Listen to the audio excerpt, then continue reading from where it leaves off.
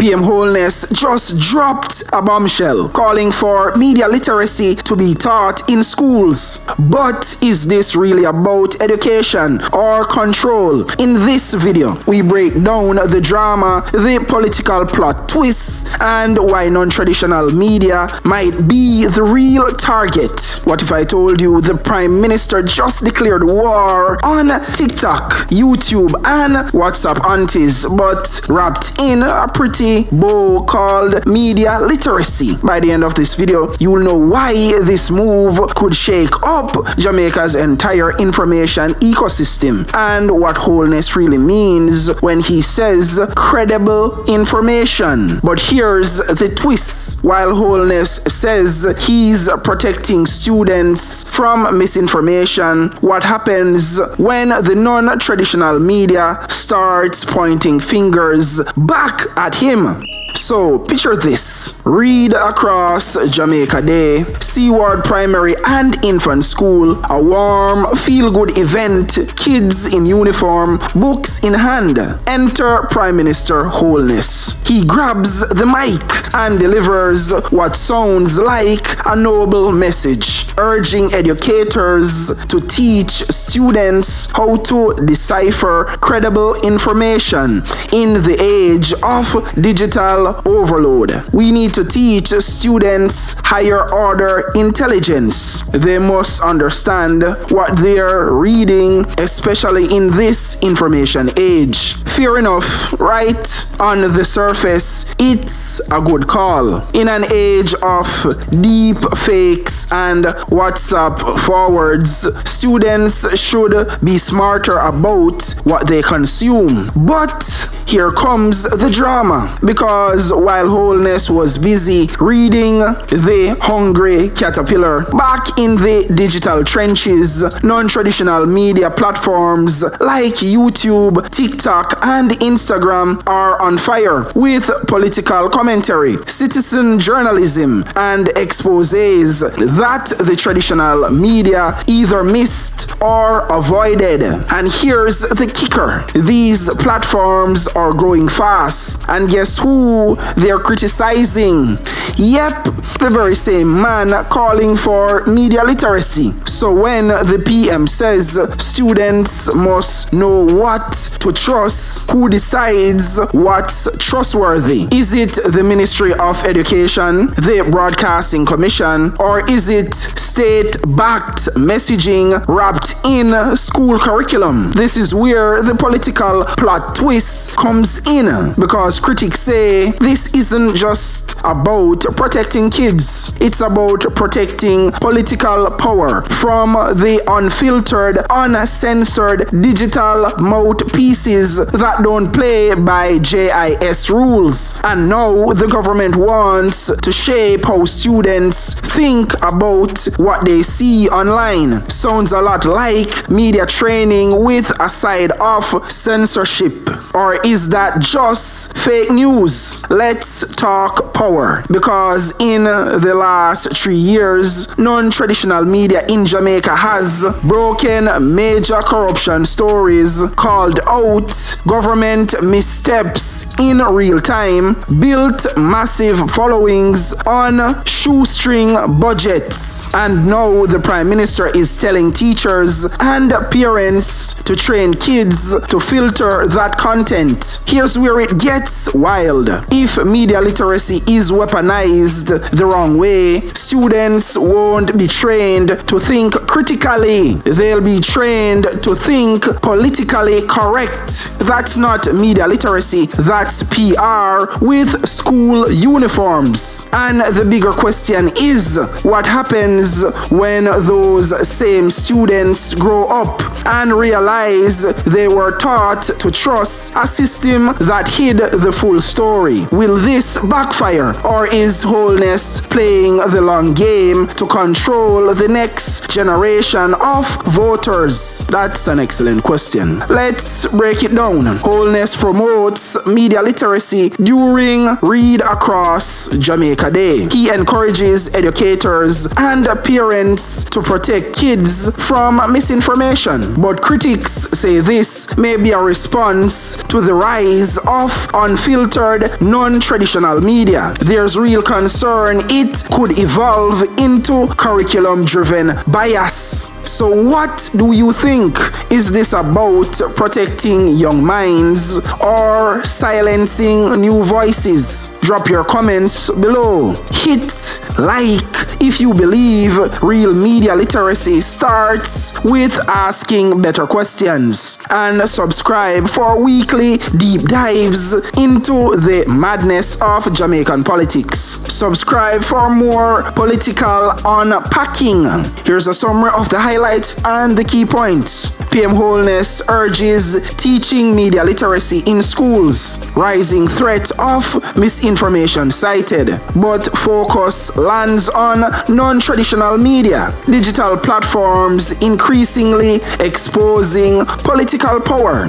Fear of curriculum bias versus genuine student empowerment. Growing tension between state narrative and independent voices. So let's hear what the Prime Minister has to say. Listen up. So Read Across Jamaica Day is an important opportunity for advocates for literacy in the society to use the platform to reach out to our parents to increase the level of their vigilance, because the development of the literacy skill, it is not only the responsibility of the teacher, which oftentimes is the person on whom the burden is placed. Literacy really begins at home with the parents. It is the parents transmitting the importance of accessing and gaining knowledge, developing this curiosity in their children and encouraging the curiosity for knowledge.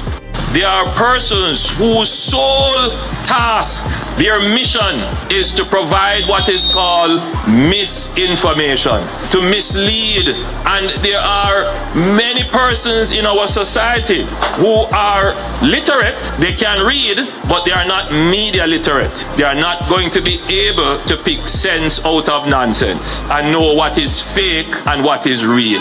And in our society, as we advance in the information age, schools not only have to teach literacy, the basic functioning skill of reading and writing and making sense out of what is read, getting knowledge, but you have to also teach media literacy. So this media literacy curriculum where the PM want introduce in schools, which doesn't promote critical thinking, because here you have a Prime Minister who is big on censorship. Now censorship silence dissent. Zin? So a move like this basically I say, uno not smart enough or uno too dumb fi understand the difference between fake news and real news. So guess what? I need to put a system in place to put a cap or a ceiling on your mind to stop you from thinking for yourself and discern for yourself. You see me? Cause you're not smart enough. So me I have to tell you what you think, how you think, and what to think, because you're supposed to promote transparency. And how you do that is you make what the bloggers I say what you call misinformation, make that exist and make what you say exist and leave the people in the middle to pick a side. But I know that you want control the narrative. You want silence all of the opposing voices where don't become an echo chamber of this a party or that the party there. I am pretty sure the PM don't have a problem with bloggers that is pro JLP, and the PMP don't have a problem with bloggers that is pro pro-PNP. Them have a problem with the independent anti-PNP and anti-JLP bloggers, or even bloggers were neutral, like myself, we just don't pick a side. The reason why the Prime Minister is urging parents and educators to protect the kids against quote-unquote misinformation from social media vloggers is because the only misinformation where they want the kids to consume or accept is government misinformation and government propaganda. So this is just a war of the minds. Who can control the minds of the next generation? If media literacy is weaponized the wrong way, students won't be trained to think critically, think independently, think for themselves, question everything, question where your favorite politician them just say, question where TVJ and CVM and Nationwide and a gleaner them just say. We don't want illiterate children. We don't want an illiterate society, because the people in power benefits when the people are illiterate and dunce. You think the politician them no love the dunce culture music because they benefit when you're ignorant and dunce. They can manipulate you and gaslight you and turn you in a fool. You won't hold them accountable and responsible for their inability to do the right things. So yes, this whole media literacy when they want to push in a school, it will be weaponized against the kids. Dumb them down. So no better pay attention. Let me give you a brief history and breakdown of Jamaica's slave education system. The first teachers where the black slaves encounter, where did I teach them English or French or whatever Western curriculum, was the Christian missionaries. Now King Leopold of Belgium did write a letter to his Christian missionaries before they go to the Congo in Africa. Yes. And in that letter he tell them say, do not teach them how to think critically, because if you teach them how to think critically, then them are going to become independent and then probably war with for the minerals and the natural resources them what we come to exploit and take. So critical thinking is a big part of your education system. If your education system don't promote critical thinking, then you're a slave. You see, this is why I am so critical of your favorite politician them. This is why I don't take your favorite political parties and your favorite politician them seriously. What he should be talking about, since he want transition to a republic, and since we're on the topic of education, how come we never hear no politician talk about decolonizing Jamaica's education curriculum? We are still under a slave plantation education curriculum, which keeps us mentally enslaved. And all of your favorite politicians them, including Holness, knows this. Including Marky G knows this. This is why your favorite politicians are actually the enemies of the people, because they know the right thing and they refuse to do the right thing. If you not help your people, you hurt your people. Know that. All of them know that. The only one who don't know that is you, the Jamaican citizen. And you alone don't know that. We all received a slave education. So if you talk about true and real independence, decolonize the slave education system where we get. The education system where the British did put in place to enslave and control the minds of the black population. To keep down the black population so a 1% non-black can always come in and control and rule over Jamaica. Why do you think the people them wanna always say represent the PSOJ? I always saw non-black people who see. Those are the real power brokers. Those are the real 1% elite who actually control Jamaica. I've never seen a black person in that, because your education system trains you and teach you to accept that. You notice you never question you, you never lick out pan you and say, but wait, how comes we not see a black man? We're rich and successful like them, because you were never bred for success. You were never bred for real power. You were bred to take orders and to be ruled over by someone where don't look like you, someone of a lighter complexion, a straighter hair texture, a Bakra looking person, where the British leave to rule and control Jamaica indirectly. Ask yourself this question: how can a country that is predominantly black, no whole, no real power, still think you never received a slave education now? You better wake up. So you've never stopped and asked yourself the question, Zin, how can 76.3% of the population are African, Zin, followed by 15.1% Afro-European, meaning mixed race, mixed with black and white, Zin, 3.4% East Indian and Afro-East Indian, 3.2% Caucasian, that's Bakra, 1.2% Chinese, 0.8% other. So if you have a predominantly African population, how none of them no up there in the 1% elite of society there? That just strange. That no make no sense. In America, in England, in Canada, the 1% elite is comprised of, ding ding ding, you guessed it, Caucasians, white people, because they are the dominant population. But I know so it work on a farmer slave plantation. Now is it like a Jamaica where the dominant group